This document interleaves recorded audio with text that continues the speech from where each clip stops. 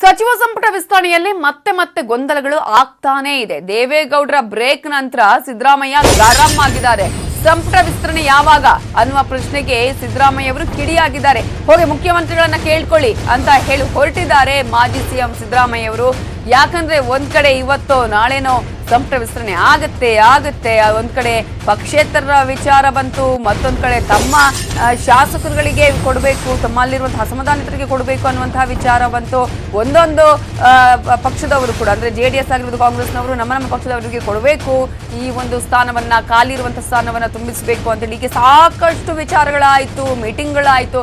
But ಸಂಪುಟ ವಿಸ್ತರಣೆ ಯಾವಾಗ ಅನ್ನೋದಕ್ಕೆ ಮಾತ್ರ ಸದ್ಯಕ್ಕೆ ಇನ್ನೂ ಕೂಡ ಉತ್ತರ ಸಿಗ್ತಾ ಇಲ್ಲ. ಇನ್ನೊಂದ್ ಕಡೆ ದೇವೇಗೌಡರು ಕೂಡ ಬ್ರೇಕ್ ಹಾಕಿದ್ದಾರೆ. ಯಾಕಂದ್ರೆ ಮುಂದೆ ಏನೇನು ಆಗಬಹುದು ಅನ್ನುವಂತಹ ಲೆಕ್ಕಾಚಾರ ಆಲ್ರೆಡಿ ದೇವೇಗೌಡರಿಗೆ ಇರೋದ್ರಿಂದ, ಆ ಭವಿಷ್ಯವನ್ನ ನಿರ್ಧಾರ ಮಾಡಿರೋದ್ರಿಂದ ಈಗ ಸದ್ಯಕ್ಕೆ ಆ ವಿಚಾರ ಇಲ್ಲ. ಸೊ ಈ ವಿಚಾರಕ್ಕೆ ಸಂಬಂಧಪಟ್ಟಾಗಿ ಪ್ರಶ್ನೆ ಕೇಳಿದಾಗ ಸಿಡಿಮಿಡಿಗೊಂಡು ಹೊರಟೆ ಹೋಗಿದ್ದಾರೆ ಸಿದ್ದರಾಮಯ್ಯ ಅವರು. ನೋಡಬಹುದು ನೀವು ದೃಶ್ಯದಲ್ಲಿ.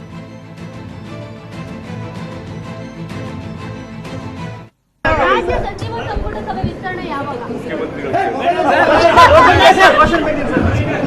ರಾಜ್ಯ ಸಚಿವ ಸಂಪುಟ ಸಭೆ ವಿಸ್ತರಣೆ ಯಾವಾಗ?